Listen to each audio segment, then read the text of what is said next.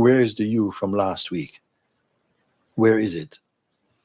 It doesn't really exist. It's only in your mind. It's just your thoughts.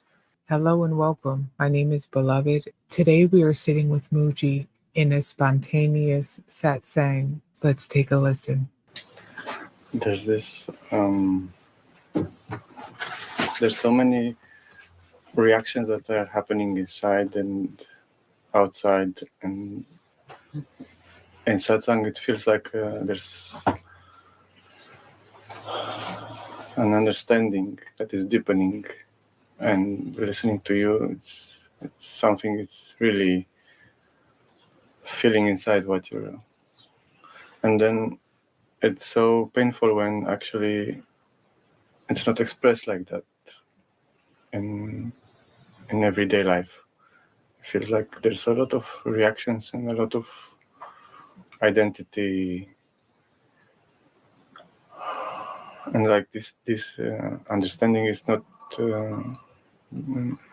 going deep somehow, deep enough to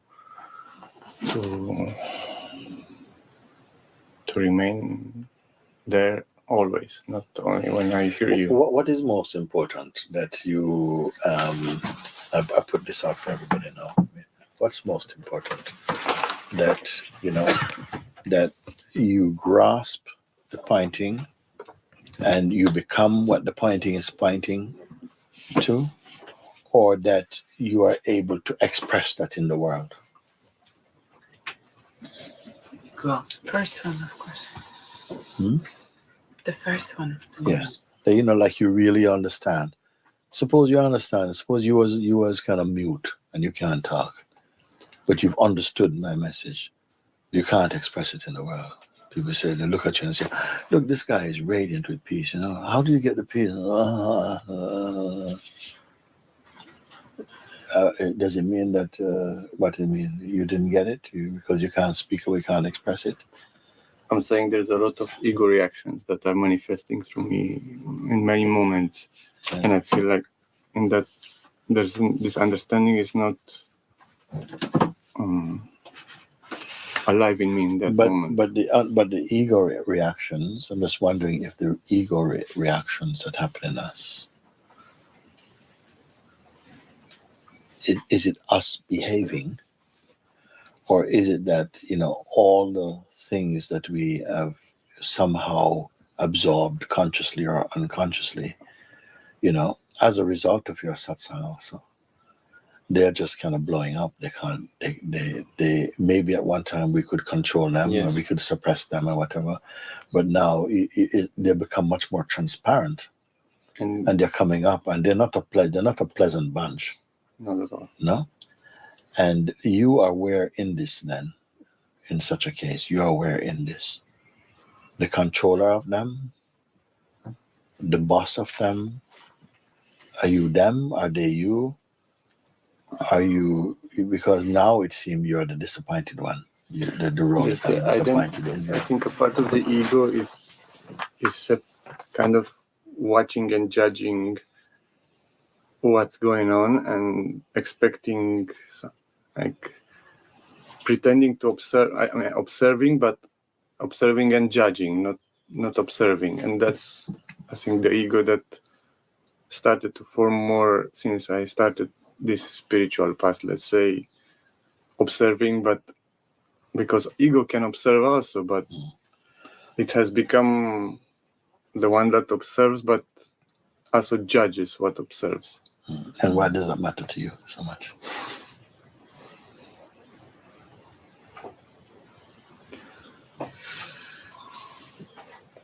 It's just a habit. Because if you recognize it's actually ego is behaving like that, and before we didn't even know what ego is, you just think it's you, and everybody just say it's you. And if the ego commits a crime, you feel you go to jail.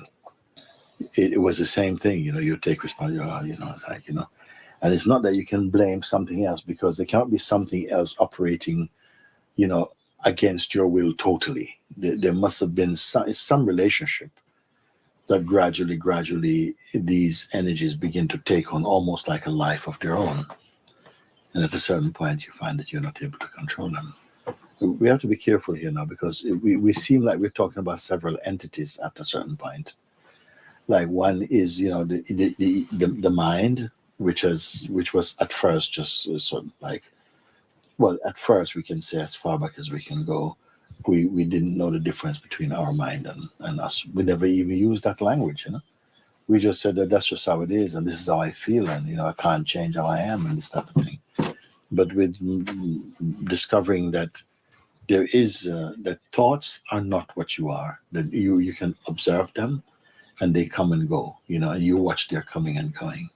So with that gradually becoming more clear for you, you realize that you're not actually the thoughts, but you witness them.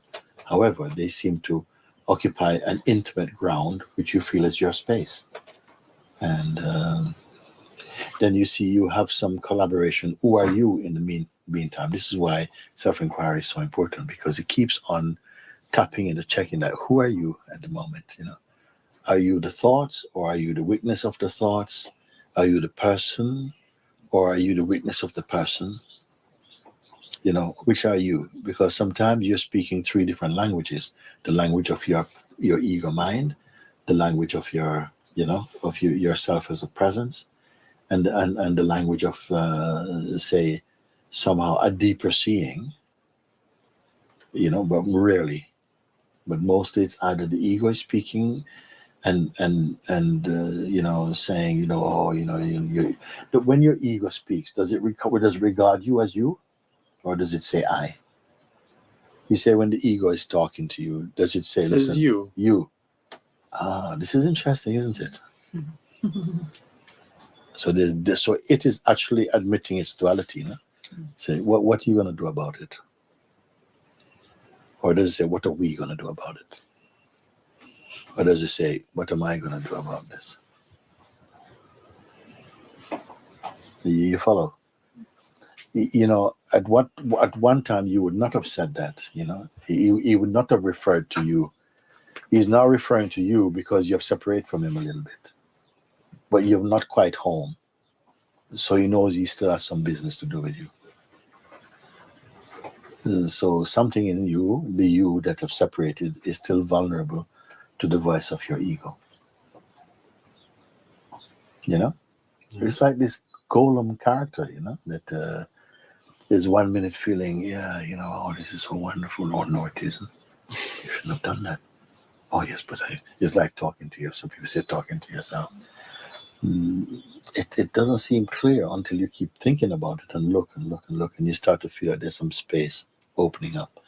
That clearly you can see that there's a voice behaving here, and there's something that it seems to be talking to, and the thing that it's talking to is kind of waking up to the reality that it and the one talking to it is not the same.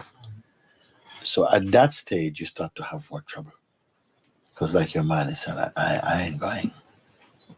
And something you say, no, I don't want to be with you anymore. I say, I'm not leaving. It's like a bad relationship, and you share the house. The house is in your name, but you have a co-tenant basically. And you say, I ain't leaving.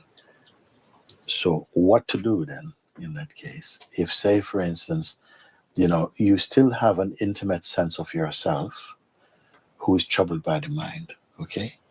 We are not so far removed from that identity and its play that you can ignore it entirely. He still has the command of your attention. And to that extent, it feels like it has some strong influence or even an energetic hold on you, isn't it? So that's why you're suffering. You're suffering your mind. The mind is saying, this thing, and maybe before it might have felt like it was better because we didn't used to fight. I didn't even know that I could resist. But now you can resist a certain kind of thoughts. And now the thing you're trying to resist is saying, you're in big trouble because you can't go anywhere without me. And it's going to be singing in your head or something for a bit. So where is left to go? I am saying, actually, to you that this is part of your you being released It's like you're in a mega prison, and you keep finding doors open, and you leave that confined space, but you're still inside a bigger space, but you're still confined. And then as you go and you find out more, a door, and you find, whoa, you think you're out, but you're in a bigger space, but you're still confined. And just keep on going, and then one day you find that you're out and there's no more gates. So something is there, like this voice that keep some thoughts coming, and it's not like it's anybody else's thoughts. People come and tell you about their thoughts all the time. Don't trouble you, but because your thoughts are copyrighted for you, you own them. You think, well, it's my mind and it's just my thoughts, and this is part of what strengthens the relationship, because you feel that they belong to you still. You created that relationship, and it's you who have to break it. But I'm putting it that this you person, although it still he still has a charge and something there, you have to ultimately transcend this you person, even the one now who is suffering, you are not. You see, these are the different prisons you're escaping out of, but you're still inside the prison of what? The concept of yourself as the one that, is going, even the one who is going to wake up to freedom is still a limitation. You see, because if I say, actually, you've always been the free one. We had a beautiful talk in Lisbon. We had a beautiful talk. You know what the talk is? Actually, it was with her. She's coming now. I had a beautiful talk. Look at that. You see, you saw how amazing. Look how amazing God is, and God's gracious. No? I had a talk with her that has been actually very unique, because I've not spoken like that before. What I said to her actually is that because she had a fear that I'm thinning away, and now there's a fear that I'm going to disappear. And there's a fear, it's like death, it's like, what's going to happen to me if I totally go? And I say, actually, that is also one play from your mind as well. He still have you by that string. You're popping all the strings. You're Gulliver. You're popping away all the strings, but still that string has got you on this one. Like what will happen if I become finally free? But I disappear. Something is very afraid of this. And what I remember saying to you is, I said this thing, that you feel that, the way you feel and the person if that vanishes, what is there? Because you don't know for sure what is there, and you may not like it. The one you feel yourself to be. And I said to her, actually, the one you feel yourself to be deeply is the self. The self is what you are. That's what you're experiencing all the time. But it's the self plus the ideas that you have been conditioned to believe is you. But the larger part of your self experiencing is that you are the self. The larger part of you, the biggest part of your awareness self is what you're experiencing every day. If that was not there, there would be nothing here at all, actually. So this is why when you wake up, you don't feel like you've become something else. You just become the most you've ever been. You know what you become? You become the you've always been, without the rubbish you have about yourself. The thoughts that we think, like this. Yeah, but why these people keep troubling me, and then this me, and these people, and this fear, and this anxiety, the thoughts we have, our conditioning, has been added on top, almost on top of the self. But the self is, you cannot exist even in ignorance without the self. The larger part of you is just the self. It's not the ignorance. When I say that your fingernail can hide the sun, I mean that the thoughts you're holding on to prevents you from realizing that you're already the self. You believe that those thoughts stop you from being the self, yes? But you already are the self. It's just that you're not aware of it. And it's true that the thoughts, in a way, they seem to stop you. It's not that they stop you, it's that while you're engaged with them, you can't really see where you really are. You are responding from a false sense of self. So the largest part of your experience is you're the self. This is why when I ask you, leave this and leave your thoughts and leave this thing and your projections and even your greatest idea about the self and even your desire for enlightenment, can leave it. And some people actually do, they leave it. And what do they find? That they're still here. And they feel that they're even more here. This is the proof of what I'm telling you. That when you leave all these ideas that you've been holding on to that you think make you, you find that even when you leave them for a while, I said, there's something here that cannot be left, cannot be taken out. What is that? That's you. That's what you are, but it's not the person.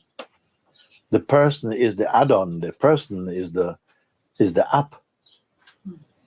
The person is the, all this kind of software program that you've been using, and we just think that out of habit and repetition, that's the machinery that you've been using.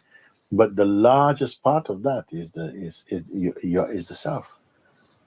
It doesn't speak. And when you're tired, you go and rest in yourself because you want to stop thinking. When you stop thinking, you feel at peace because you're yourself. It's not that when you wake up, I'm going to just vanish. You're going to be grateful for that vanishing. And that's what I was saying in Lisbon, that when I after this talk with Papaji, and then I went into the town, and then it's like something vanished. And I've been using this expression that something vanished. I vanished. And then people, I don't know how they hear that, because it is true.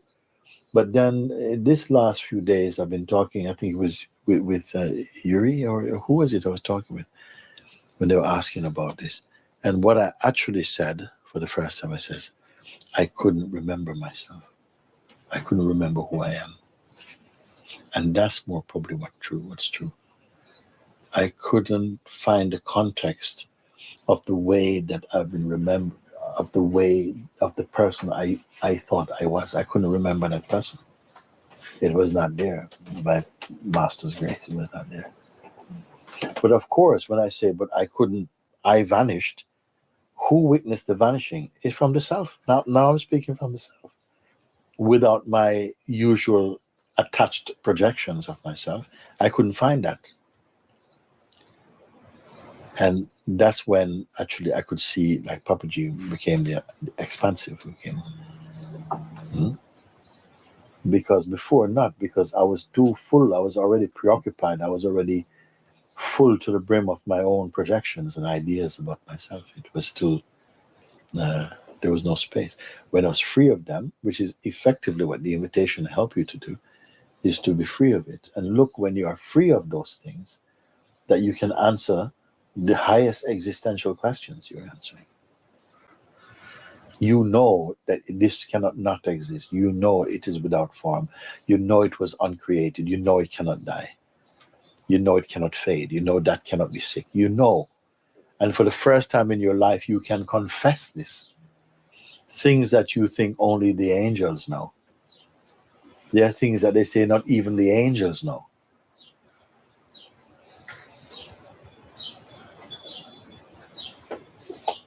And how did you know? Where did you go to study? They simply remove the illusion and delusion about you, and what remains is what really is. And everyone, when they recognize this and they experience this, they don't want the other thing back. Why?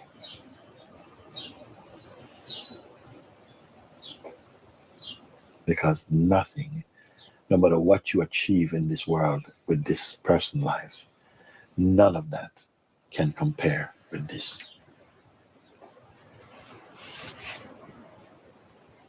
No matter what you have achieved, In my life, I tried many things, and I was reasonably good with many of them, enjoyed many of them, was even known through quite a few of them. But when I woke up to the truth of what I am, I could never go back to any of those things. None of them compare to what this is. And in some subconscious way, I've been searching for this, but I was not aware it is this. What are you searching for? You're searching to get rid of the seeming presence of what you're not. What you're searching for is to get away from living and believing in the thing you're not. Because the moment you discover it, you come to contentment and peace. You recognize, thank you, I'm here. You recognize, thank you. And gratitude comes. And every soul knows this gratitude. Because when you realize it, you realize how long you've been living in the idea of being apart from him.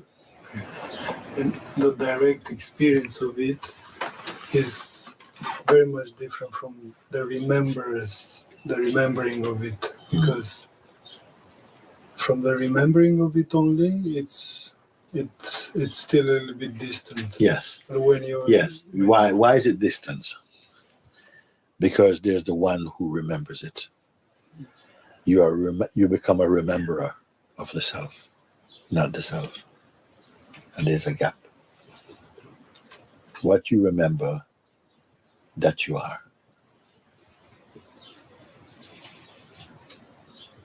You don't remember how you used to be. When you remember, that's what you are. It is remembering and being as one. Can I ask something? Yeah. I saw, as I was saying in Satsang, and now listening to you, there's something understanding really deeply what you're saying. And I watch what's happening, because outside of Satsang, the old mind is coming back, and I'm looking why, like what's, and I think what I saw is there's something connecting with doing. The moment I start doing something, there's an identity. You know what the mistake is? I want to teach you guys about something. Why all this happened? Because you have a concept that you're outside of satsang. You understand? Your mind is saying, yeah, well, satsang is finished now. And you're believing that. But satsang means your life. For you, satsang is your life. Doesn't matter what you're doing. Satsang is your life. Satsang means to be aware of yourself. Aware of what is true. That's what satsang means. Satsang is not the man there sitting there from 7 o'clock until 9 o'clock. That's not what satsang.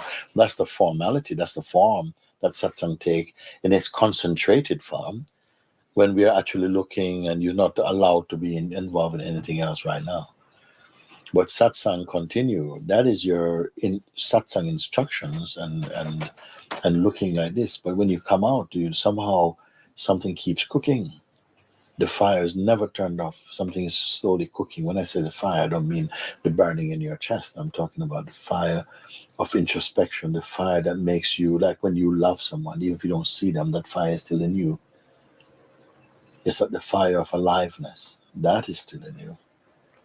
You see? So something is inside. When you finish satsang, if your mind wants to say, okay, you finish satsang, it's time to get back to work or get back to reality or get back to your feelings and all this kind of stuff. Get back to my person almost.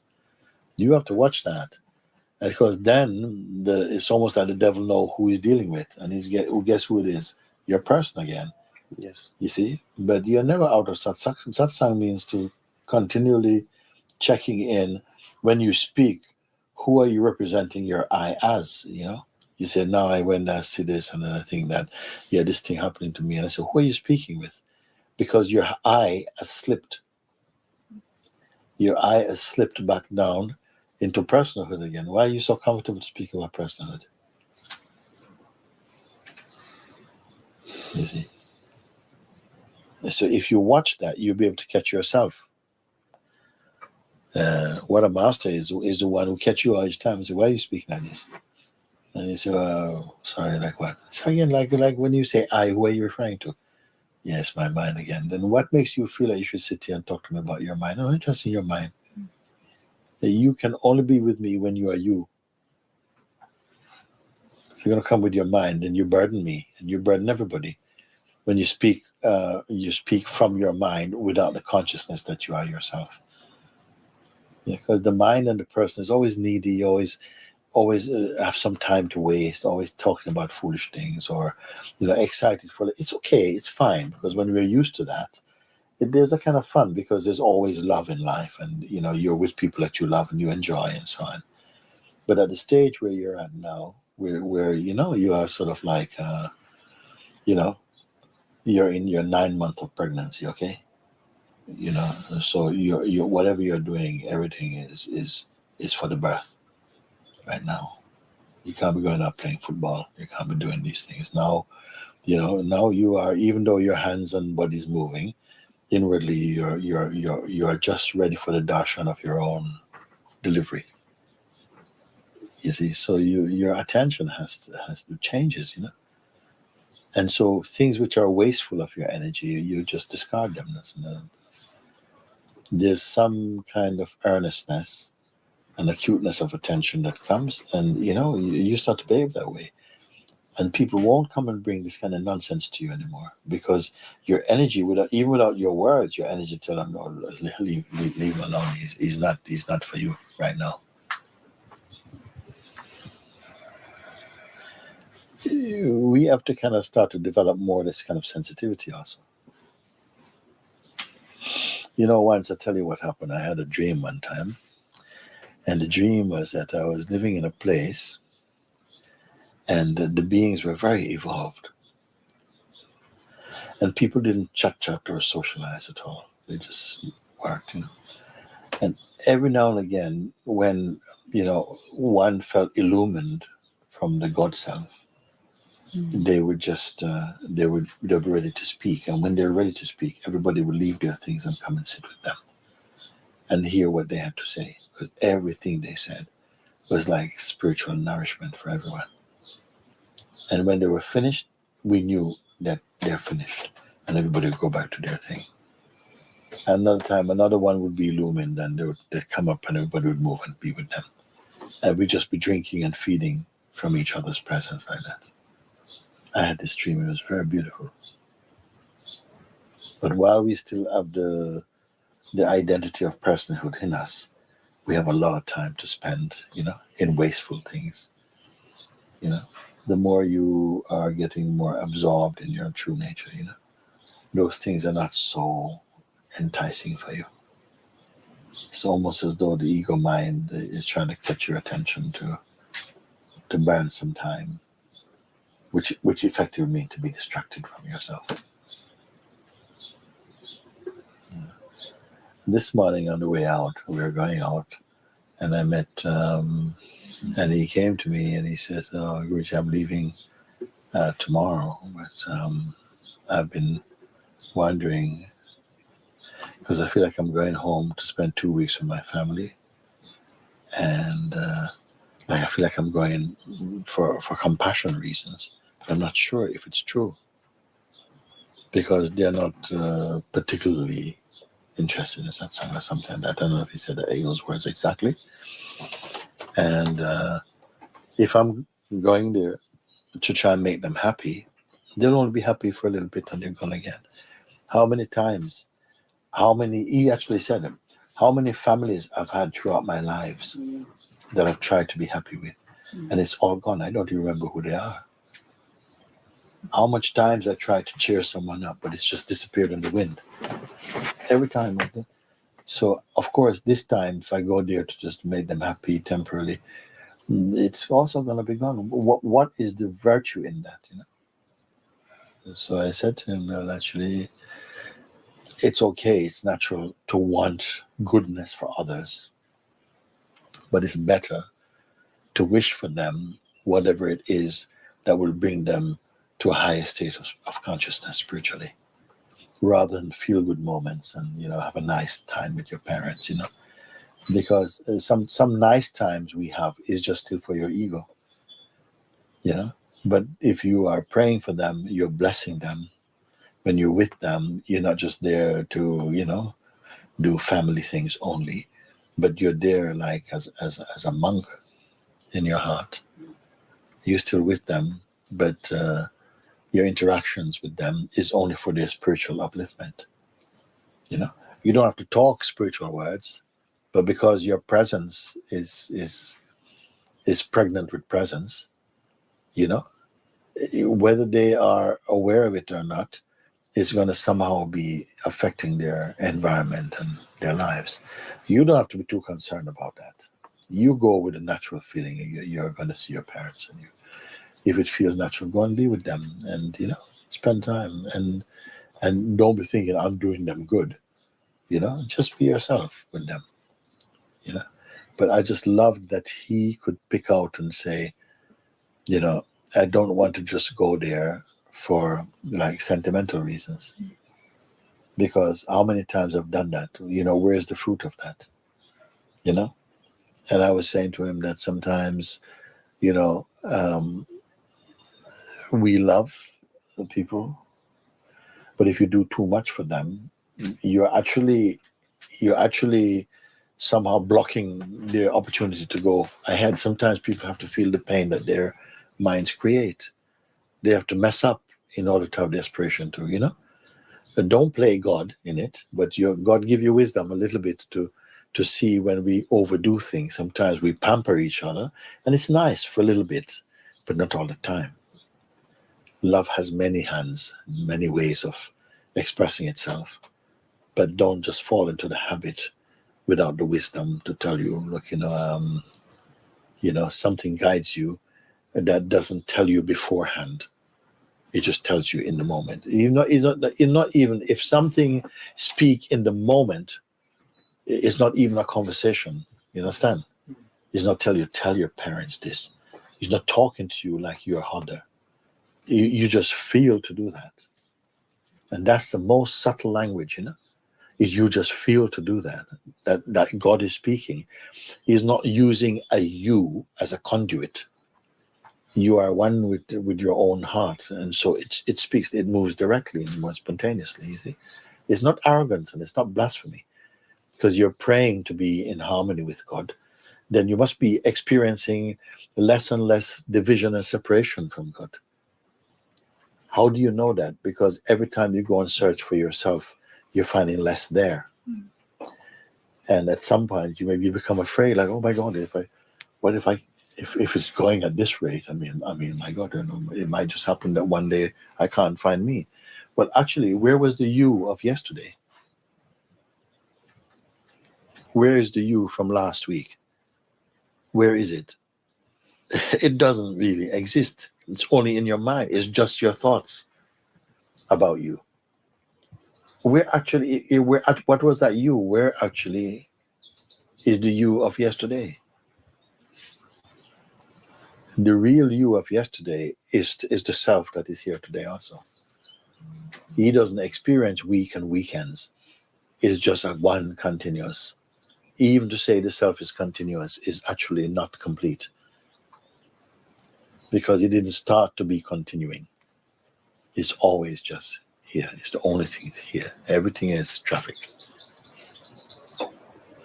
So when we speak like that, I'm actually speaking two things. One is about the movement and one is about the stillness. There's something that's not changing. And nobody gives it value, because once you pick up the ego, you're in the world of changes. And not only are you in the world of changes, you're trying to stabilize or to make the things that you enjoy stop changing. And the things you don't enjoy to move on. It is a very busy work, that one. And the fruits are very, very, you just be eating seeds, not fruit. And so there is something in somehow giving attention to whatever points you to that which is not in an evolutionary journey. When you know that, you know all journeys are dreamed. And it's fine, it's not that you're dismissing the world or cynical about. No, it makes it even more beautiful. Because who can see the world with clearer eyes than God, the one who creates it? You know what I mean? The ego is always seeing a distorted picture based upon its own selfishness and its own insecurities and fears and so on.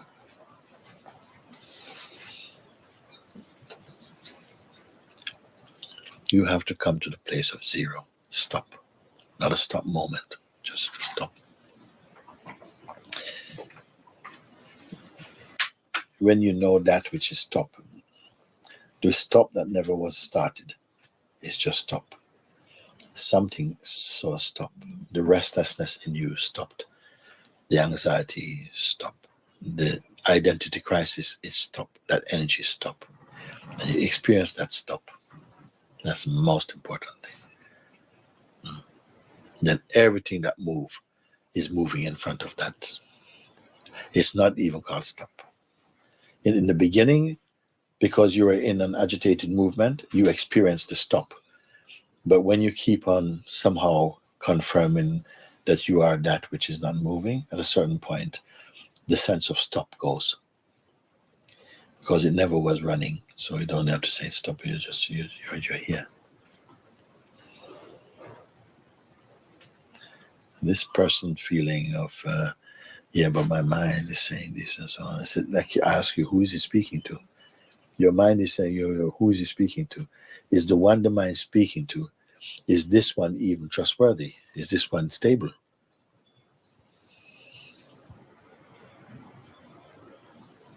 The one, if the mind is saying, look, you're never going to do this, You've wasted too much of your life drinking.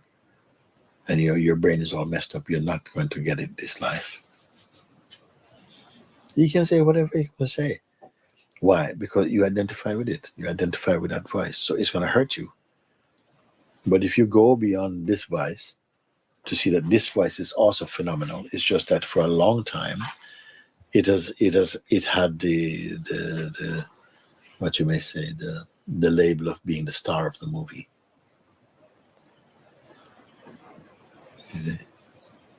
It's amazing because the one who made the movie also directed it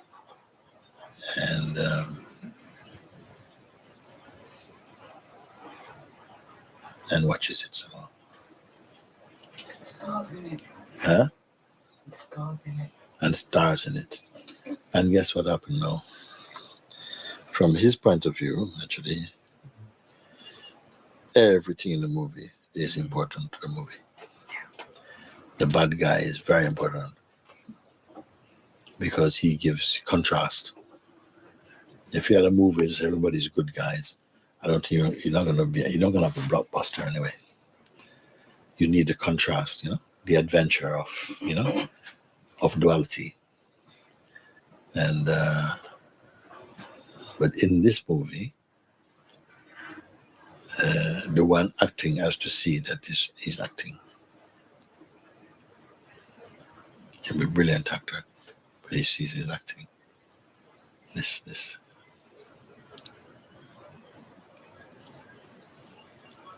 Or the vital force is acting. Something is acting.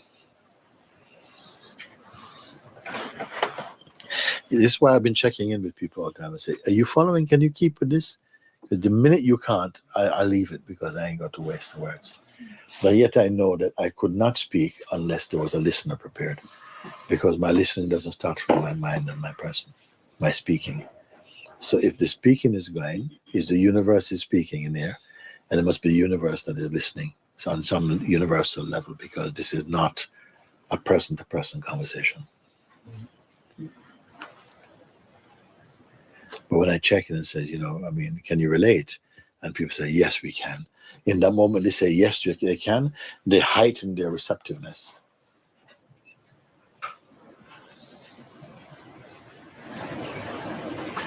And you just bring this dimension in us as just you being here, this just takes over everything.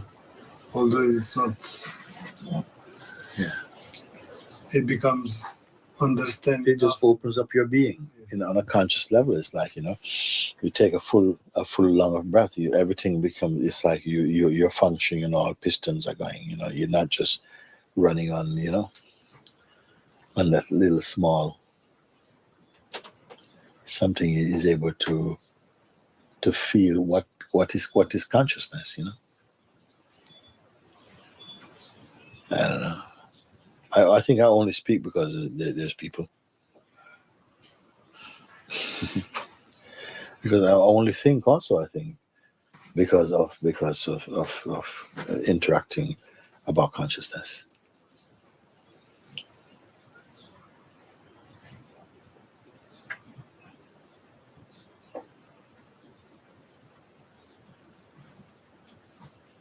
You have to see that consciousness is invisible to the human eye, to anybody's eye. It's invisible because it doesn't really have a form.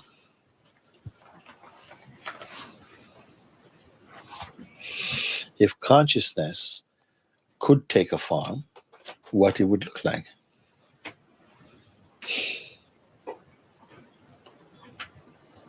Can you imagine?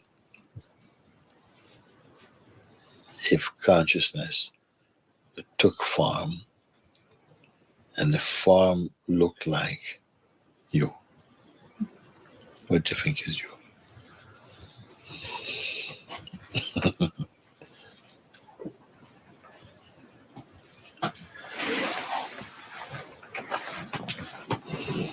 I mean, like you without you.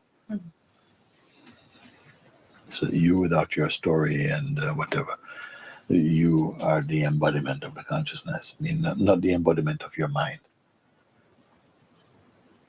Because you are the embodiment of the consciousness.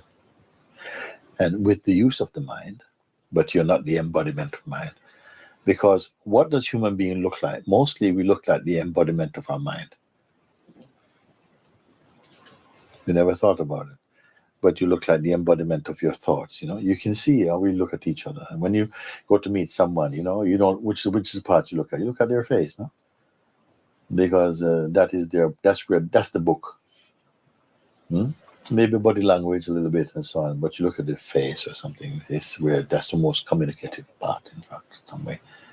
But every part is communicative to someone who is more open.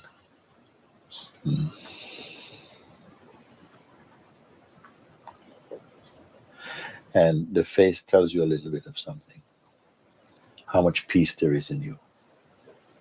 Just like when somebody speaks with you, when you're listening to somebody speak, whatever they're telling you, you might think, well, most people think, well, they're speaking the truth, they're telling you the truth. But what are they actually telling you? They're only showing you and telling you what's in their mind. And the words of a good person will uplift you, inspire you. The words of a bad-minded person will depress you, make you feel heavy, the words and presence. And the words of a sage will help to free you. But we listen to people and think that the thing they say, what they're telling you about is true. But it's not what they tell you about that's true. It's how they talk about the thing. It tells you about them.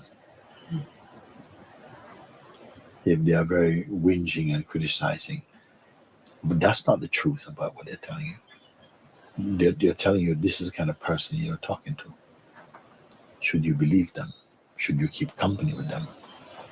If they make you feel heavy and just miserable and just feel like you want to commit suicide or something, or what's the point of life? Like they keep telling you how bad the world is and how things are just getting worse every day. That's what's in their mind. That's not what is.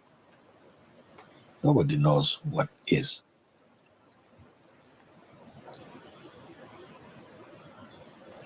You cannot know what is. You can only be what is.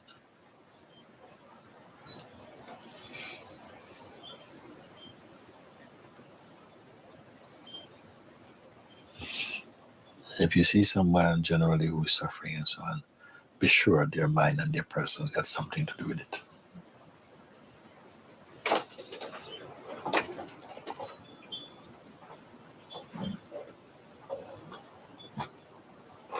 Can there be anger with that person? Yes, it can be, sort of like justifiable. Anger to do with seeing something being done that is hurting others and is not being addressed. Feeling angry about that, I think is very justified. Feeling angry about it. More than to feel nothing.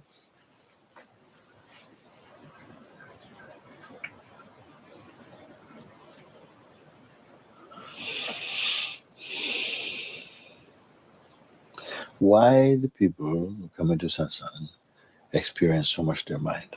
Because sometimes people on the street go, people always talk about them, but they're further ahead than you. So you never think about your mind. In fact, you are your mind. You're living your mind. At least they are questioning their mind.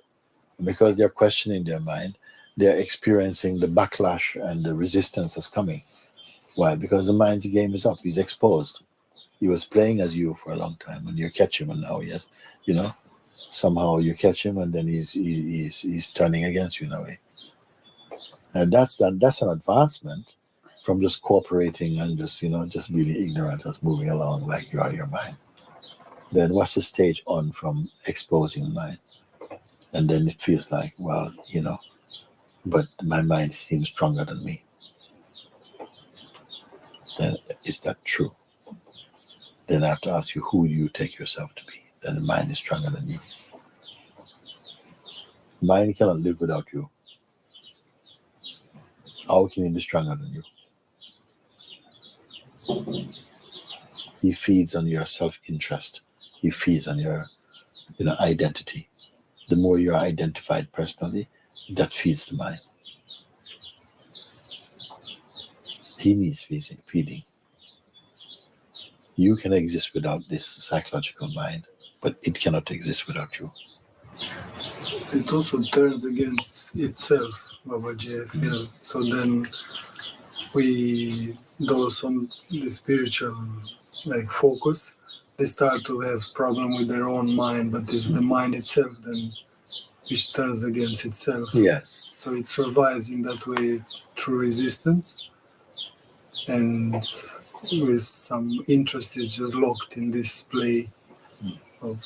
When we can see that all of that can be seen, but the anxiety is not in the seer, then you're free from that play.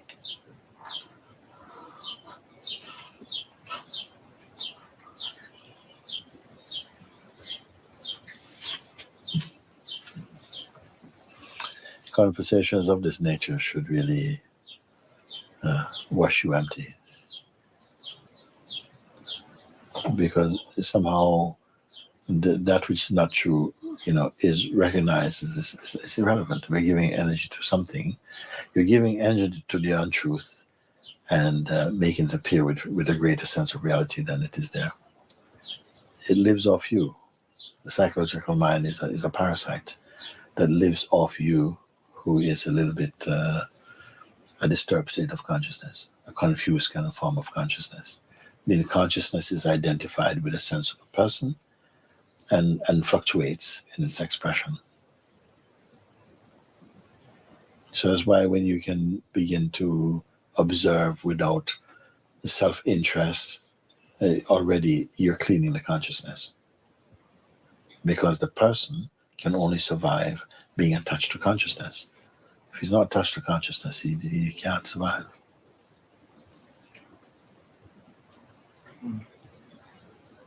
Who were you yesterday?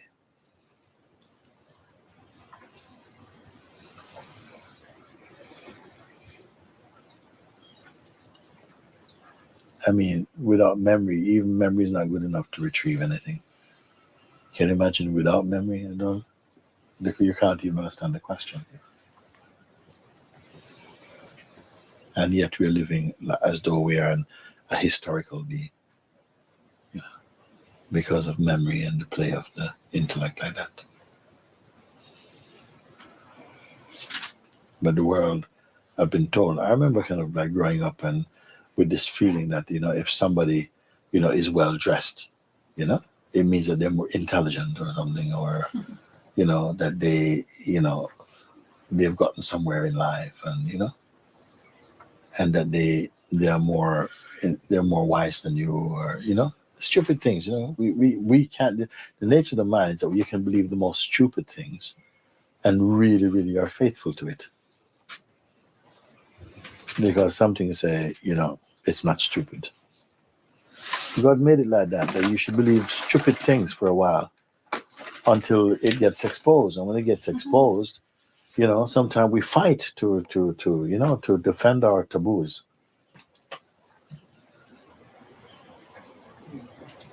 Something started just as a practical thing. It became sort of like a tradition of a whole village, even. And so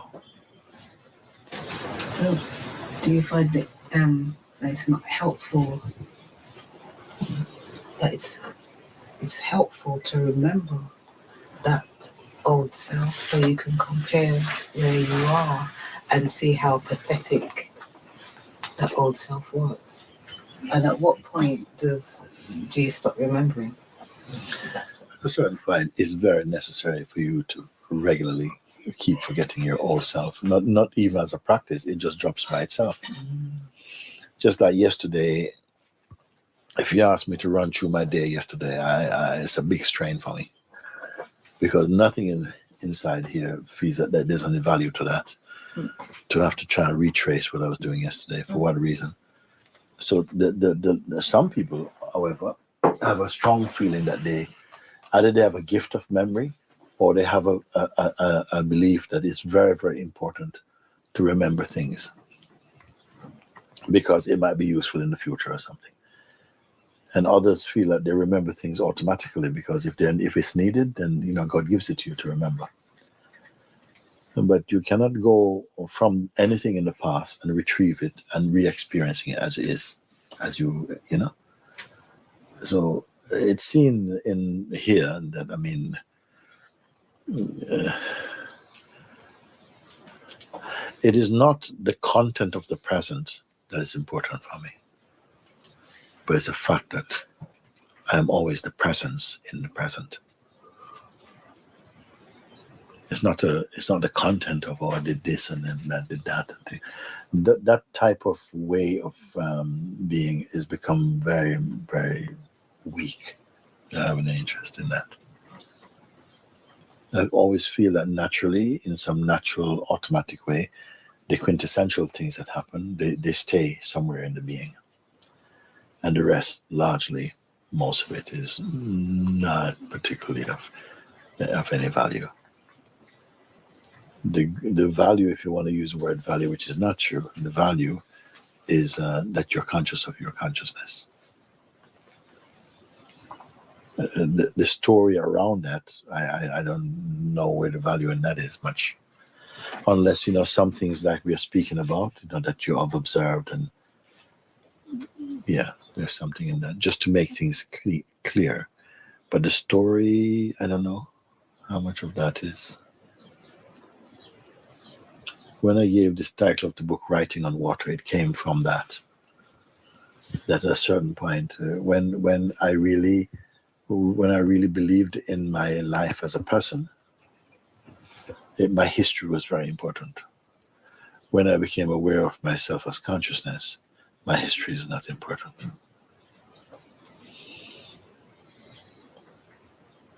You see, when we have a strong idea of our history, of our sense of personhood, your history, your lineage, your family line, all these things were very, very important. When you came to consciousness, it's nothing but important is consciousness. And of course, these things might come up, but I don't have a veneration for them. I don't have wow, this is, my great aunt from so and so, and she used to speak, Cantonese. And I don't have much of that inside. But I still have the ability to feel sentiment about something a bit, like if, for instance, the only object I can associate with my father, apart from a picture I have of his, is an old Chinese teapot that he had. Is the only sort of like physical link that I would say with my father, because I knew that when I was a child also. I know this teapot is a big teapot, all kind of, it's a bit broken as well and repaired, and it's got one of these wire handles and, all the Chinese paintings and stuff on it. And I just gave it to my son, say, you should have this, it's really, something to come from your grandfather and all this thing, But it's not the one that Is it, yeah? I look. I have a feeling something. Because I asked him for it. I said, if you're not using this thing, will you bring it? I look today. Oh, okay. Yeah, that's all. That's what I have. Actually. If I even have it, I don't know. Yeah, but I have a great love for my father. Where that come from? And my mom, the love is what I have. It's not an object. I don't know what it is. An object is like, maybe it is an object inside me. I thank you all for joining us during this time. I hope you all just continue to have a beautiful experience. Okay? Namaste, darlings. Thank you for watching. Please remember to like, subscribe, comment, and share.